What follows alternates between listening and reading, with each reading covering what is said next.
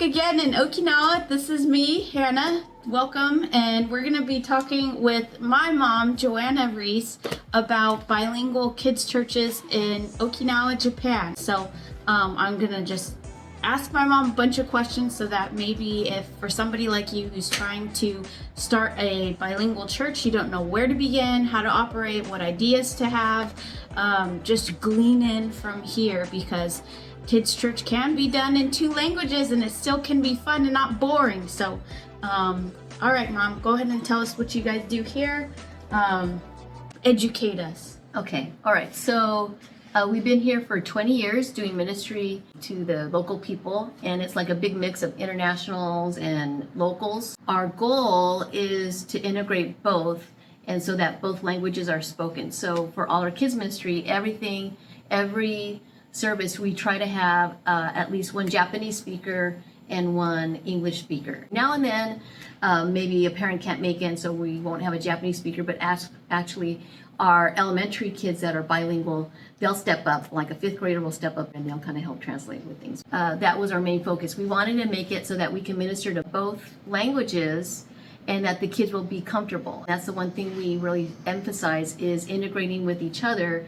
Even though someone else speaks a different language, it doesn't mean they're mean or they don't like you or you can't be a friend with them. But we encourage the kids, even if you speak a little bit of Japanese or a little bit of English, it's still enough to get together and make a friend that you can hang out with. When we first moved here, there was no kids church, there was nothing. How did it start, and then where are you now? It took probably about 2 or 3 years to really get our bearings, to understand what we needed to do. It was a small church, literally sometimes only 3 kids or 4 kids. I think 3 of them were my kids. Instead of focusing on what you don't have, focus on what you do have. So maybe you only have 2 or 3 kids. Well, it doesn't matter what the size of that group is, just make it fun for them. Plan as if you want to make it the funnest place for them to be at and a safe place for them to be at. Little by little, we would integrate the Japanese language as much as we could. So it was doing a lot of prep work ahead of time. There was no Google Translate on a phone, so we had to ask someone, can you write this in easy Japanese? So we were trying to push ourselves to do more bilingual things, but it took a lot of it just took a lot of patience. So we had to start somewhere. We just started doing it in English. And the kids that spoke English, they would come. The Japanese kids that didn't speak English, we just try to encourage them and love them, make them feel that it was safe. And then just started praying that God would send other people to help that were Japanese language speakers that could help us out. As far as the building goes, there was no building. We met at our house. The kids played in my room. After that, when we started getting too many adults, we had to move out of the house and we went to a hotel, right? Yes. We met at a hotel convention area, and the kids played in a side room, right? We rented a side room. We rented our first church building. Since then, they've moved from that rented building to where we're at now, which is the church's purchase building. And there is a bigger kids church. And how many kids do you have now? On Sundays, we average about maybe between 35 to 40 kids. Wednesdays, we average about 20, 25 kids. And then Sunday night is probably our lowest, and that will have an average maybe about 10 kids. So volunteers and teachers, how many do you try to have for your numbers? For every for accountability reasons and safety reasons, we don't have to have the strict guidelines that they do in the States, but we have at least 2 teachers for every class. For a typical Sunday morning, we have about 6 to 8 teachers up here. So it's, again, like 1 English speaker or 1 bilingual teacher. So every class has 2. Currently in the States, we're noticing that less and less moms are wanting to drop off babies under 6 months old. What's it like in Asia or in Japan? What age do they start wanting to drop off their kid? Yeah, so here in Japan, parents hold on to their kids, and the typical age is probably about a year. They'll start dropping them off. But we have a nursery, but we just make the nursery for the moms to come and nurse the babies if they want, or change the diapers. So that's something to keep in mind for a bilingual church. Maybe don't have a nursery, maybe just have a nursing room. Yeah. Or a baby changing table. Yeah. Recently at church here, it's 3 stories. You have the main sanctuary on the first floor, the cafe area, Bible study on the second, and on the third floor is the kids ministry and the Bible college classes. Wednesday nights, what happened? Why did you have to move the kids? For the last 17 years, we've been meeting third floor, and the kids were outgrowing the facility on the third floor. So we were trying to figure out what to do. Someone finally suggested, why don't we just move the kids downstairs to the main sanctuary? And so on Wednesday night, the kids take over the main sanctuary to make more space. So we have to put chairs to the side, we rearrange tables, and the kids have control of all the sanctuary on Wednesday nights. So we used to have this all here, and they couldn't jump, they couldn't run because it would echo through the whole building. Boring. So we moved it to the first floor, and kids they go can wild. jump, kids can run. They can jump, they can run. There's doors are open, and they have a lot of fun. So it was a good. It's more change. work, but it's more fun. Yeah.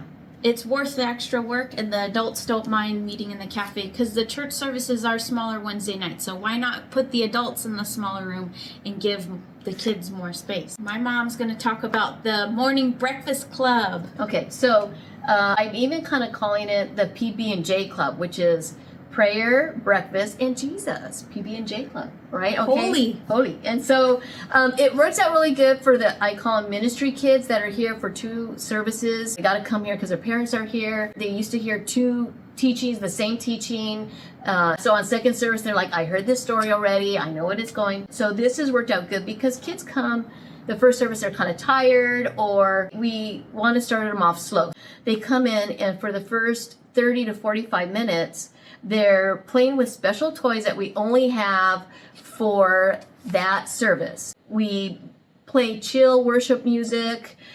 We tell the teachers don't excite don't do stuff to get the kids all rowdy. Sometimes the boys will come in and they start wrestling. We say, nope. You save that for the second service if you're going to be here.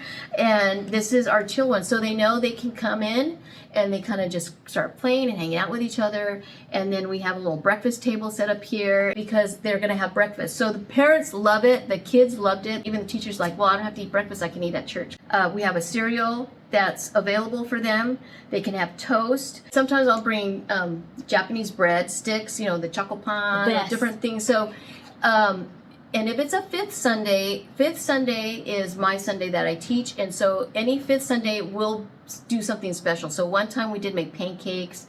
That was a little extra. That's only once in a while. Or one fifth Sunday, I brought yogurt with honey and a little granola, or they use cornflakes. That's what they do here. So we put some cornflakes on that. Really? Do they eat the whole service? No, they only eat. They know they can only eat for that first 30 to 40 minutes. We give a warning. Hey, you have 5 more minutes. The kitchen's going to close. But they can only eat in the breakfast table. They can't go roaming around and getting, no to-go meals. Yeah. They can just come and chill and eat, or they can kind of go play, or they can do origami or whatever that is. So then after that 30 minutes, then we say, okay, kitchen's closing. We're going to clean up. And then all the kids have to help us clean up. So they start cleaning up the dishes. Some of the kids are washing the dishes. Some are drying. They're helping clean up the table where the breakfast was served at. They're doing all the cleaning. I have a question. Yes, ma'am. So if you have a kid, I know there's got to be a kid that's like, I don't want to clean. Culturally speaking, this public schools in Japan have no janitors, so these kids know that when they go to school at the end of the day or the week, they're responsible for cleaning up their space and the classroom. That includes vacuuming, sweeping, cleaning whiteboards, but there's always the kid that doesn't want to do it. So what do you do here for when you have a kid that doesn't want to clean? So if there's a kid that doesn't want to clean, we just say, here's like a wipe, just wipe this table down, or just we give them something kind of easy, and then we kind of encourage them. Everybody else is cleaning, so please help out. I mean, there's not a lot, so yeah, it doesn't take too long. It's not like Cinderella up in here. It's just a basic cleaning so that ants don't come, because ants are here. Yeah. Cockroaches will come because this is an island, whether you try to or not. They're just there. Actually, what they fight over is that sticky tape roller. You know what I'm talking about? Do they have a lint roller? A lint roller, and so we have 2 of those, and they're only used for the carpet. We don't bring the vacuum out for them. Oh. And the little kids love that because they're fighting to who can do that and get the most trash on their lint roller thing. So That's that works fun. out really good. So there's breakfast time, and then after that is our chore time, about 10 minutes. And then after that we have our prayer time. And prayer time is we have a journal that we keep. And Where's the journal? Is it it's here? it's in the kitchen. I'm gonna go get it. The journal is kept in every day, every week, once a week. Usually it's pretty consistent. Some teachers forget, and I can't help that, but they just like talking with the kids. But the kids, we'll write a date, and then everyone's prayer for that day on what they want to pray for, and we encourage them. They can either say a prayer for themselves, or they can ask prayer for somebody else, and it could be someone in the room or a family member. And so this is my box that I have for our breakfast club. I didn't know this was an unboxing video. It is, okay. Oh. And then I have this for every teacher. So these are just adjusted. It's just a sheet that was laminated, and it has the metal on there to make it can stick on here. So then we put it, so then, so when every teacher that comes, if they're not sure, and it's in English and Japanese, sorry, the kanji was wrong on that, but they can see, the parent can see, okay, I don't know what to pray for, kids will always say. So I'll have the picture, okay, you pray for this, and I tell them what it is. And then we have our prayer journal here. And then it's kind of cool because even I went back, I did this about 2 months ago. I went back and I started telling them the things that they prayed for back in December, or the things they were praying for, a few weeks ago. And one of the prayers, the Japanese school year starts in April. And so in December, there was one little boy that was so nervous about starting kindergarten. He's an English speaker, and he was so worried. And if you look through it, it's like, pray for Charlie's school, pray for Charlie's school, pray for Charlie. And then other kids were praying for him. And so then he started school in April, and it was in May I checked up on him. And I go, hey, we're praying for this for about 5 or 6 months. Charlie, how's your school? How do you like it? And he put a thumbs up, like, yes, I like my school. It's so fun. Good. And so I reminded him, hey, this is what we were all praying for, right? Look at back here, we were praying for this. And so the kids have been praying for a new building for us to do. I just recycled an old conference. Oh, it was a conference. I didn't know why it said moving forward. It was extra. It was an old conference we had, so I just recycled it. Okay, go ahead. Okay. Sorry, we interrupted. New exciting things we've been praying and for. So this inside is just some extra food items. Yep. We don't want anybody to eat. But anyways, I'm so that's cutting my you extra off. stuff. Okay, and then here, Tell us about what the kids have been praying for. Okay. Though. So they were praying for a new building. We're praying, God, show us a new building. There's Izakaya bar next door, and I've been praying that would close so we can get that and use that for extra parking. But it looks like God's opening up something else. There's another building right next door, needs a lot of work, but the owners came to us and said, hey, we're interested maybe in selling this to you. So I told the kids last week, hey, because of your prayers, God opened up the different building on the other side of our church building. So yeah, the kids are excited about that because they're seeing that, hey, their prayers are making a change. Real quick. Oh, then after that, what happens is we have prayer, a circle, our prayer time, a circle prayer time. Maybe that's 10, 15 minutes. And then after that, we're waiting for the next service to start. And, when the transition can be kind of hard where, kids are waiting to go or whatever. So at that time, we do let the kids, we'll put on like Saddleback Kids Bible videos, or do you pay for those, or you do the free ones on YouTube? No, free thing all the time. So we do the free. Someone has to monitor in case sometimes sketchy stuff will come up. Ads. And so, but the kids love it. Or we do like Lego videos where people will make a cake and then they show all this cooking with Legos. So really fun. So we'll do some again. So the transition can be where teachers can come in and the transition is not too chaotic. So with this, yeah. At the bottom it says Bible comics. Oh yeah. Do you do that where the older kids read? Here, you explain it. I tried doing it. The kids weren't reading it, but what we do is we have a manga Bible, and so that's available. And the kids, they'll just sit around and look at it unless I enforce it. Sometimes we run out of time, so we don't even have time for it. But we have these available in our the corner of our kids ministry, and so sometimes the quieter kids will come in. They just want to look at stuff, so they'll kind of start looking, and another kid will help them look at it. For the introverts. Yeah, it is. It's something, and so we'll let them start there until they kind of get a little bit warmed up, and then we're like, okay, now you have to come out of that corner and come be with everyone. Here's the schedule down so the teachers have it. If you want to look deeper into this, I'll have a free download of this on Teachers Pay Teachers. Yeah. Feel free to look at the link in the description. Yeah, and then this is stripped over, this strip is put on another bulletin board over there, and then the teachers that help out, they can kind of look and they, oh, that's my first service schedule and what we're going to do. And this is in English. Joanna says she's going to probably translate it in case she has a Japanese speaker who's going to be leading the kids that day. Yeah. But normally at our church, everyone speaks English either as a first language or as a second language. Or a third language. So it's, remember, always do pictures first so that people and teachers can see it at a glance. The kids know the schedule because it's a picture first. They know to play, to eat toast, and then to clean up. So pictures first, words second. It always is needed at these bilingual churches. Now, over here I have the next thing. So that's the breakfast club. So Yes. let's lead into the Sunday schedule. Woo! What do you guys do on Sundays? Maybe that another bilingual church can replicate, and maybe even the priorities before we ease into the Sunday schedule. Okay, Go ahead and tell us. Sunday schedule, same thing. Schedule's put on a metal thing, put on our magnet board, thank you. The kids come for 30 minutes. We have centers for them, all ages. There's an elementary side and a preschool side. The preschool side will have, there's a cooking center. Elementary will have their centers also. And they'll have, we usually try to do one game. So it could be Uno, or it could be a group game of cards or something. So something where a group can play it in a table or on the floor. I have an origami center or a coloring center, something that, the creative kids can do that. And then I'll have Legos available. And then usually those are the three basic things that we have. And then or we also have that manga Bible. So when kids come in, we what do you want to do? Do you want to go with this? And they're like, no. And sometimes they just want to watch another kid do it. That's okay. Cool. So that's for 30 minutes.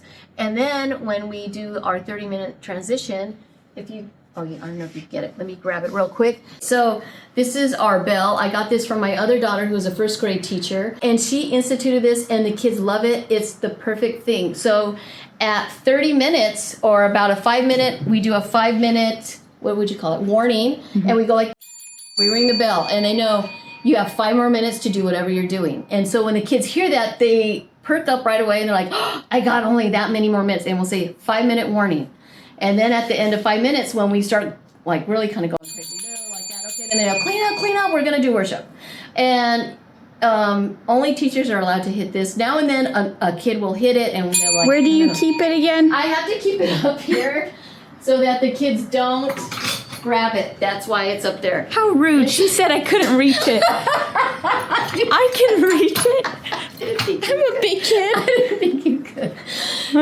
Okay. So that transition, so helpful, and the kids know, ding, ding, ding, they get it, and it's the transition time. And so after that, then it's combined worship, and we have worship time, 10-15 minutes.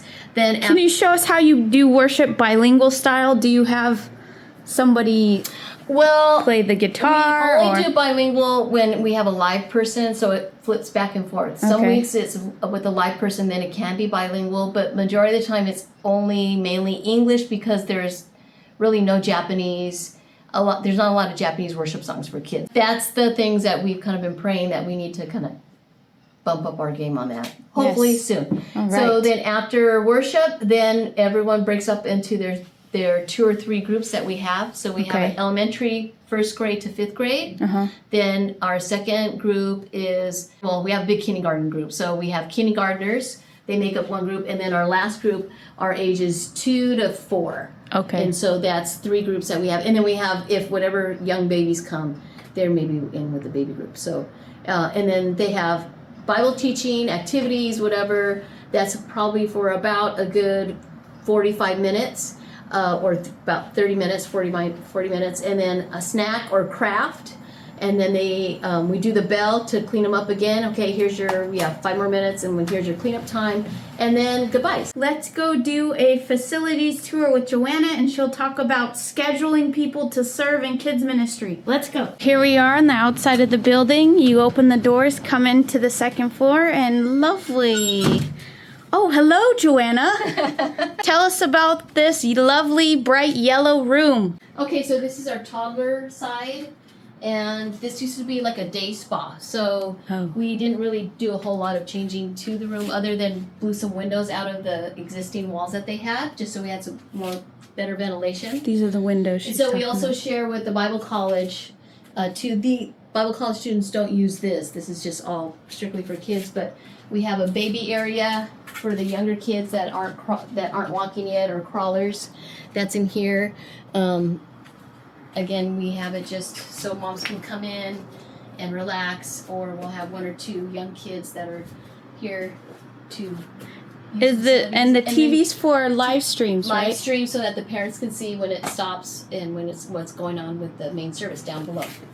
And then here's again for toddlers, ages typically about 2 to 6 years old. 2 to 6 years old. So that's 2 years old to basically kindergarten. Kindergarten, yeah. And then that's the way the schools break it up too. So it's pretty crowded. We move tables around. Japanese tables are made to be, they're foldable. No chairs saves on space. Because they're sitting on their feet or on their legs. We have all these. This really helped out when we started. It's in English. We could do it in Japanese. I'm gonna have to update these with 2 languages, but just so the picture itself helps my teachers also know where these things go, because actually we would clean up and the teachers were the ones that were more lazy than the kids, combining all the toys together, and the kids no, you have to keep it separate. So preschools, Japanese preschools, pretty strict on that. So I know the preschools, when the kids go there, they know what to do. It was our teachers that didn't really want to take the extra remember, time. But pictures first for your brain, first, yes. And then language second. So these things here are just things that are kind of the kids' Hallmark. Yeah. Jesus is available at Hallmark in America. They love this. And this was this I made, and it's all banged up because we used it so many years. My felt Bible, a 3D Bible, and we do the Bible song. The kids pass it around, and then they say, the Bible. Yes, that's book for me, and they pass it to each kid. Oh, and when that's cute. When the song stops on them, we ask them, "What is it? What is this?" And they can say it in English or Japanese. We say it in English or Japanese at the end. What is it? And they say Bible, seisho. So they know it's a Bible. So they know it's special. They can't throw it. They can't, roll it up like a ball. They have to treat it special. So they know that. And the Bible's by Jesus. So then they know these are things that only the teachers can use. Mainly me or one of my other main teachers. So these are things that are hands-off or extra special things that the kids have. All our Bibles, bilingual Bibles, English Bibles people have donated. Because we're an international church, sometimes people will bless us with things that we don't necessarily need or can use here, even though it's maybe good in America, it doesn't translate good here.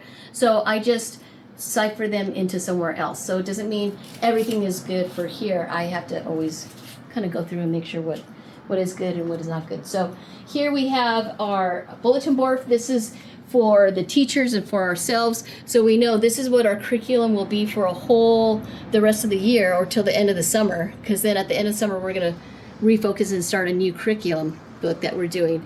But then here is for all our teachers, and this is the June and July schedule. Summers are really pretty busy here. A lot of people leaving. Bless you. And so there's some open spots, and opens means that they're on vacation. So what we do is when we ask a teacher to come sign up, or an assistant or a volunteer to help sign up, we explain to them that we really just want them to be committed to once a month if they can. If some of them want to do twice a month, and we love them, and so some do twice a month, and they might teach a different class. So one teacher might teach elementary, and then a few weeks later they're going to teach a preschool class, which is fine. They're really good teachers. So, but they know they have a schedule, a rotation of every second Sunday or every first Sunday. So that's good for them because then they can plan around it. Now, if they can't make it, we have a group chat online, the Line app, and the Line app. Every Friday, I will send a reminder for who the teachers are going to be for this week. And then I will send, because there's no physical papers that are sent, then I just take a picture of what the curriculum is. I mean, this is old school curriculum. We've had this forever. But it's tried and true. It's really good. Gospel light stuff always lasts forever.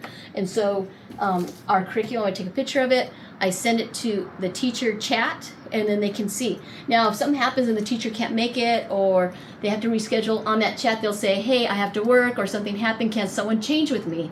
And then usually the teachers from the other classes can see, and they can say, hey, I'll cover for you, can you cover this week? Or, oh yeah, I can do it. So that's been really good, and I encourage the teachers, if you can't make it, don't put the responsibility on me. Please ask other teachers, or ask the other assistants. And so that group chat's been really good, because then we all combine and help each other out.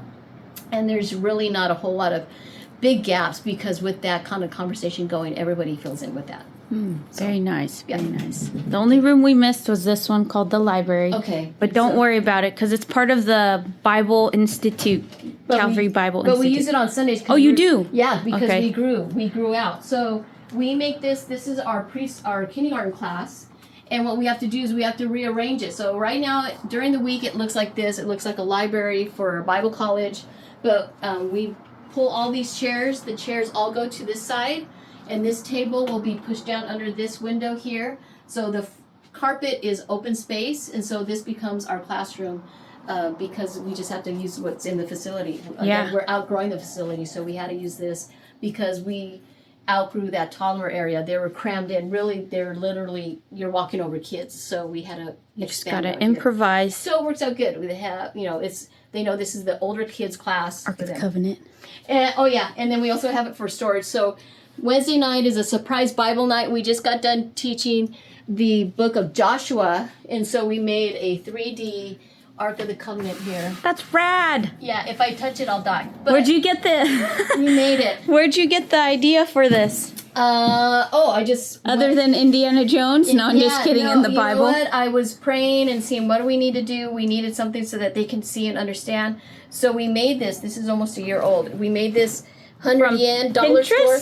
Pinterest and just our own imagination. So very nice. 100 yen stuff, old cardboard, a can of gold spray paint, and a lot of layers of glue, hot glue. But it's lasted. Looks and awesome. The kids knew. They knew. Don't touch it, you'll die. So that came out every couple of weeks for very cool. Joshua. Yeah. All right. Now show us where the elementary kids go. Okay. So elementary, when they come in. Again, we have this. This is good because it stops parents and kids from running around. It's a little barrier. And everyone has to take their shoes off because this is Japan. We take our shoes off before we continue on. This is our incon, our entrance. So the shoes all come here. All the kids know. Here's elementary shoes and preschool shoes. Are I didn't know side, that. I never knew that. Because then it's easier for the. I just had all my kids throw their shoes off. So we're combining the Bible college with the elementary classes or kids ministry.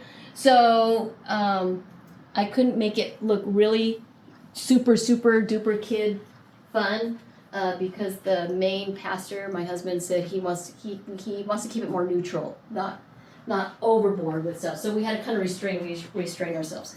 So we have this, but we combine this for Sunday mornings and Sunday night.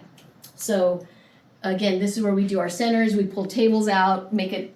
Not having an open floor, because open floor means running and wrestling, and so we'll bring tables out this way, again, to make barriers so the kids aren't running around all crazy. And you can still have fun without running around. Yeah, the kids have a lot of fun.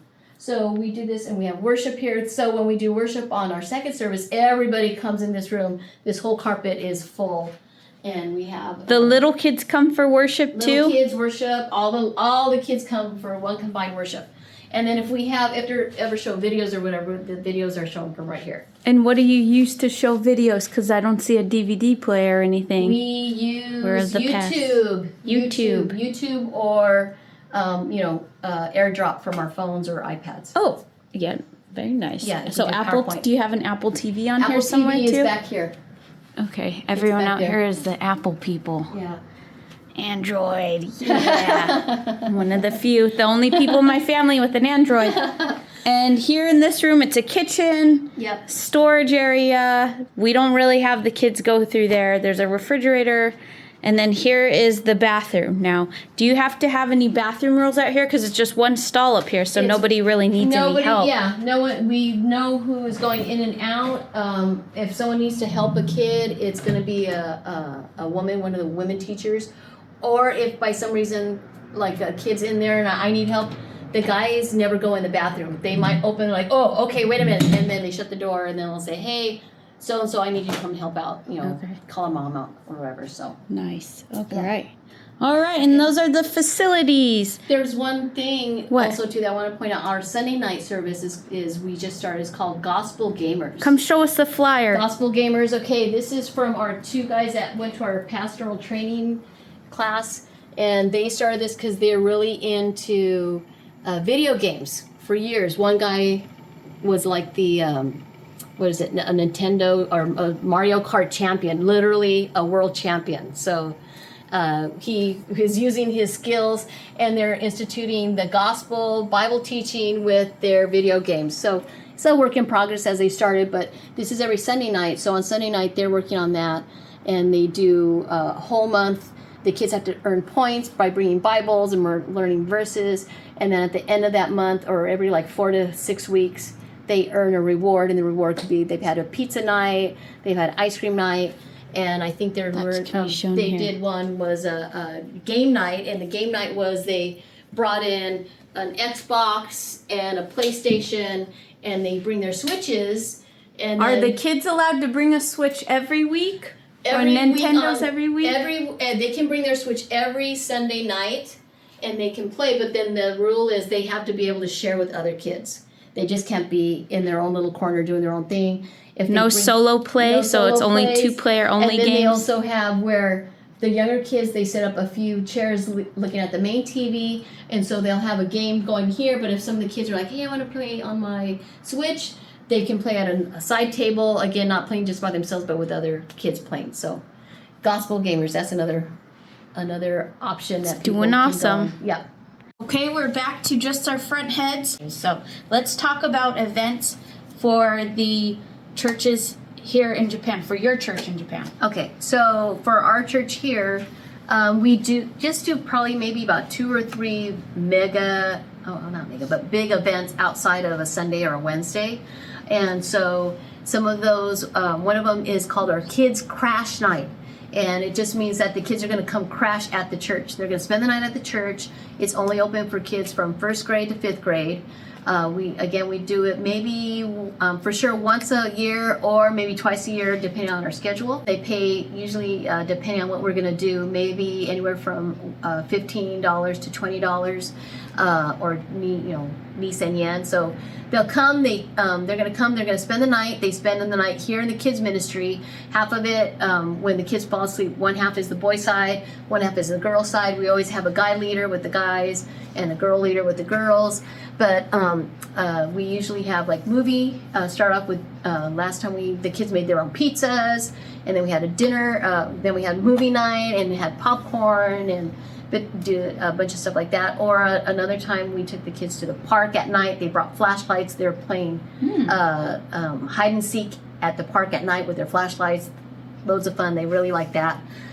So our crash night is like the big event that the kids really look forward to. Because when they're younger, they can't come, and then they look forward to being here. Then they spend the night. So you do something fun at night. Yep. And then they wake up the next morning and get picked up? Or no, next morning they wake up, we give them breakfast, and then we go on some adventure. So we've taken them to there's a comprehensive park where we did bike riding and just running around at the park.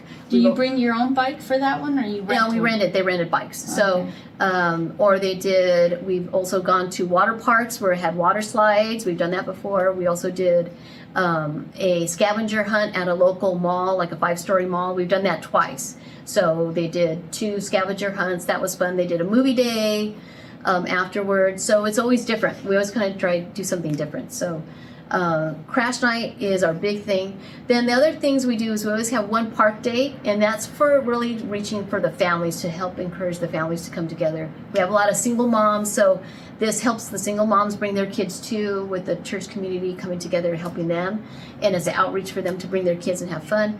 So we have a park day and a zoo day, and our zoo day has been a really big thing too, because we did it 2 years in a row, and there's our little zoo, kids zoo that we have.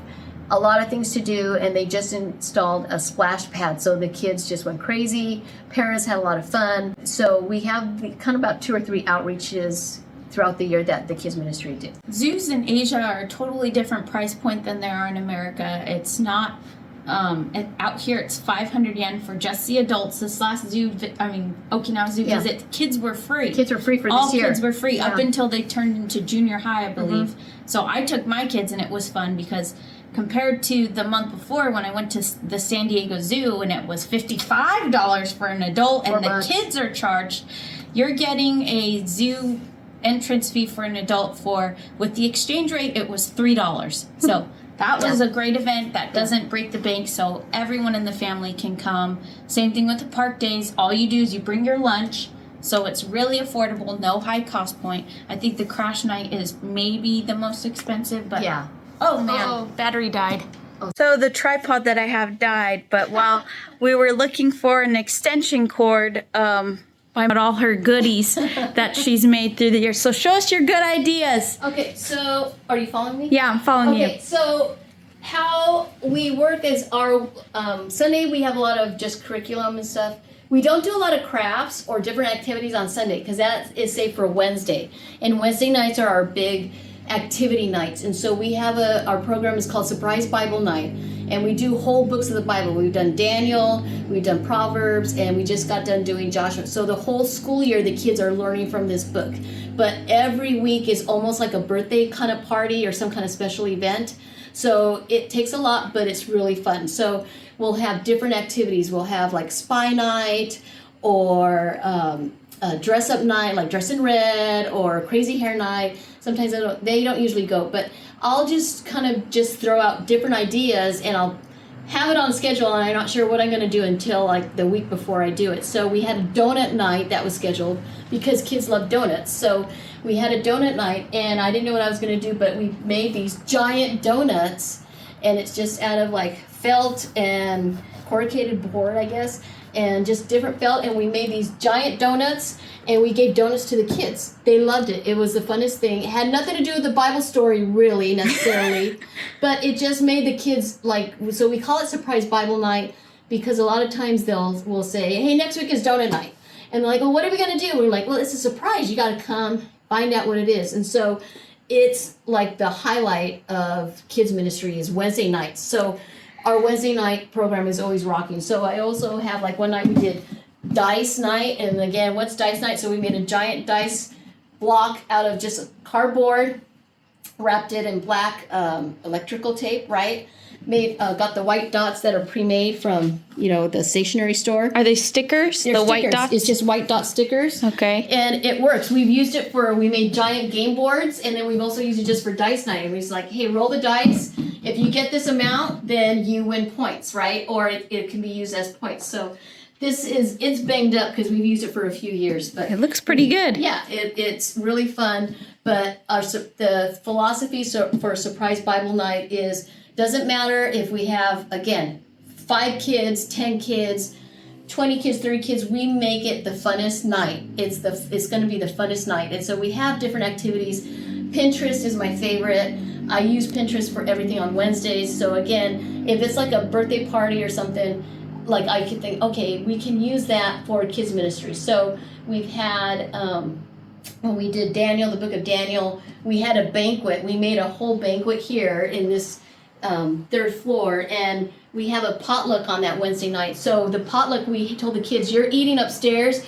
We're going to have our study early. And so we had a banquet and we brought out fancy. We told the kids to dress all fancy. Girls came out in little fancy dresses.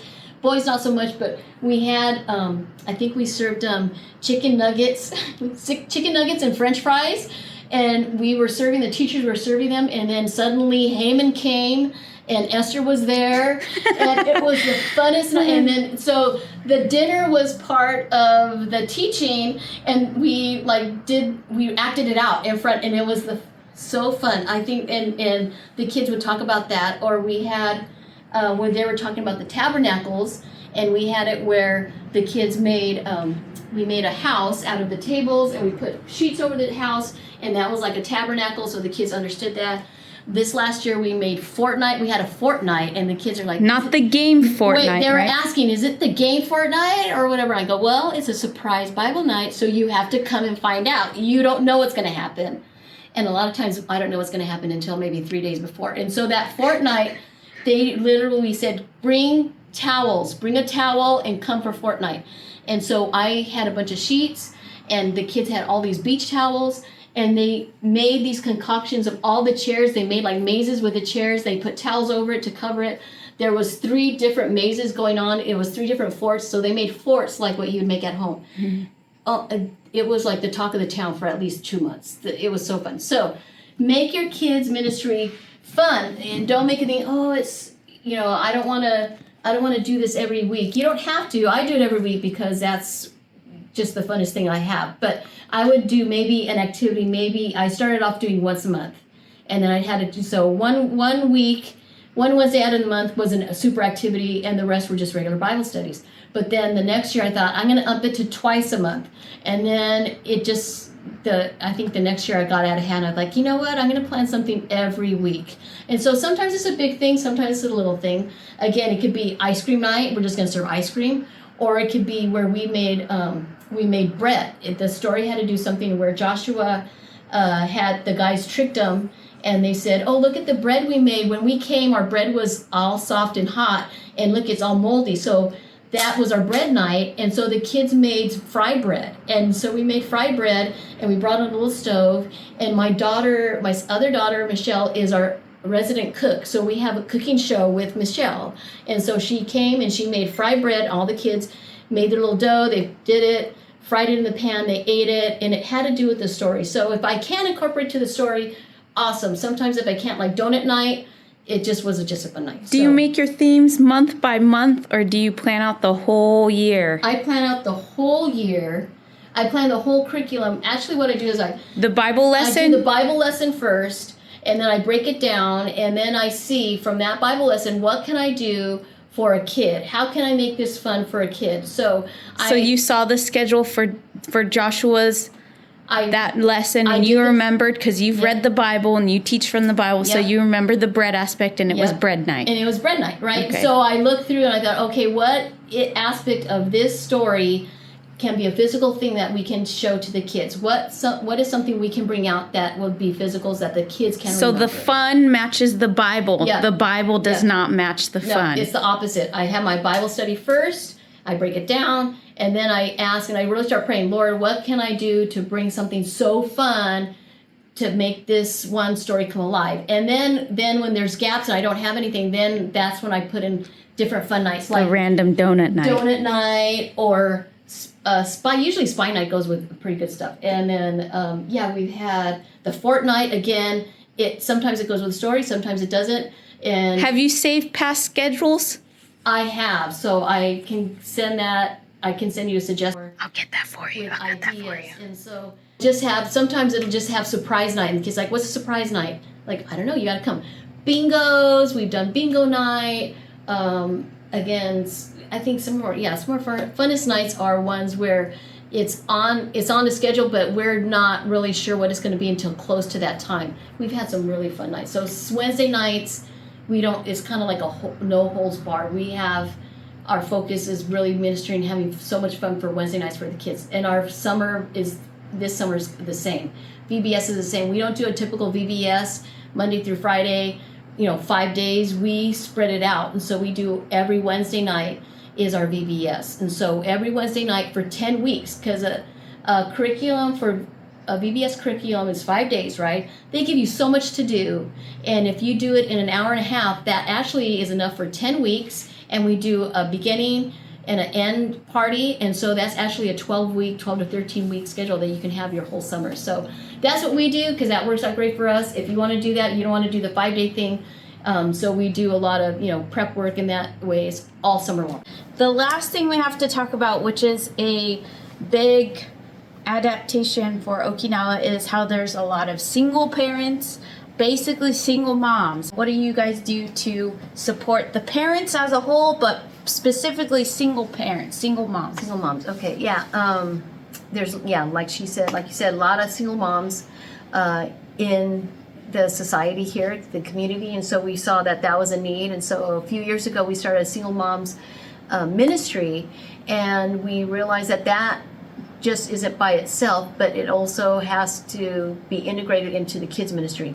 We have a lot of single moms here at the church, and then we realize if we invest in these single moms, we also need to invest in their kids because they just needed a lot of extra support and help. So the pastoral staff also understands, and the main pastor understands that that's important. So we just tell the single moms that they're important and we want to support them. Once a month we have the Single Moms Ministry has a luncheon for them, and with that then the kids are being taken care of. The kids are served lunch too, so the moms have lunch downstairs in our cafe and the kids have lunch upstairs. On a Saturday, on a Sunday after service, every second Sunday after service, and they know that they have their time, and they go over different stuff. The single moms have their single mom issues, so they do different topics for them, and the kids up here they'll have either crafts or activities or movies, and they're eating lunch. But with kids ministry, so we understood that kids ministry needs to be integrated with them to help these moms out.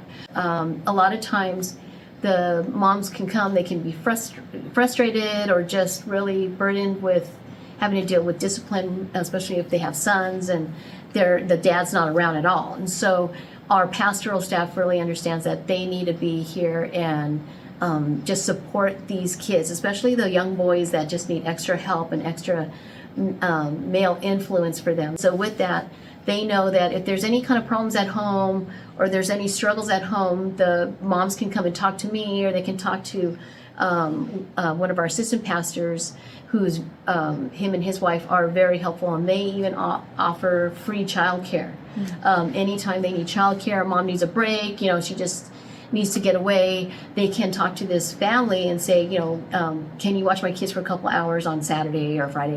They know that they can come here and we can help them out, and they're not going to be judged or criticized for not doing this right or that right. So we just let them know, hey, if you have problems with discipline or you just need an extra support for your kid to understand, my mom, she's so strict, but someone else is saying this is what she's doing is right. That was really important, and I think that's one of the things that they all say, the moms all say, if they didn't have that extra support, even in kids ministry, that that would be hard for them. So they know once they come in, sometimes they're kind of arguing with their mom, and then the teacher will step in like, no, you're not going to talk to your mom like that, you're going to be more respectful to her, and then we'll talk to that kid also on the side and see what's going on with them. So we're again, we focus on being a family, a church family, and a family that's committed to pray and help one another out.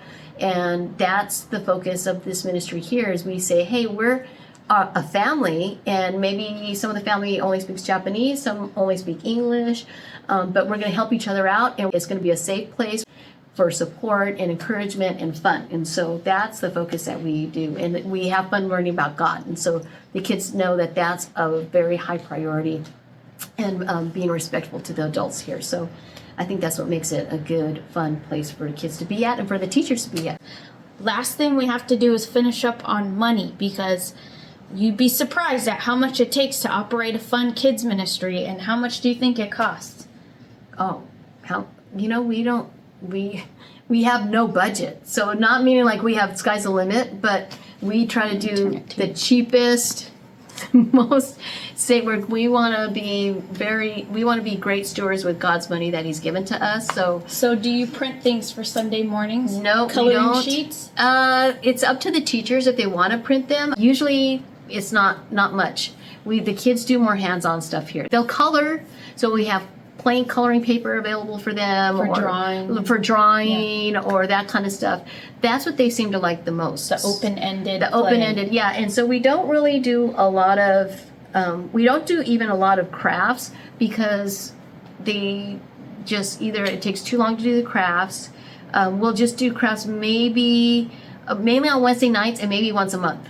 Do you buy a lot of snacks for the kids? We buy some snacks, and also we have a lot of potlucks, and so we recycle. I don't want to say recycle snacks, but utilize whatever's left over from our potlucks. I grab them and I bring them up here, and then that's gonna be for kids ministry. We're gonna use it. So, what I'm always buying is bread for our PB&J club.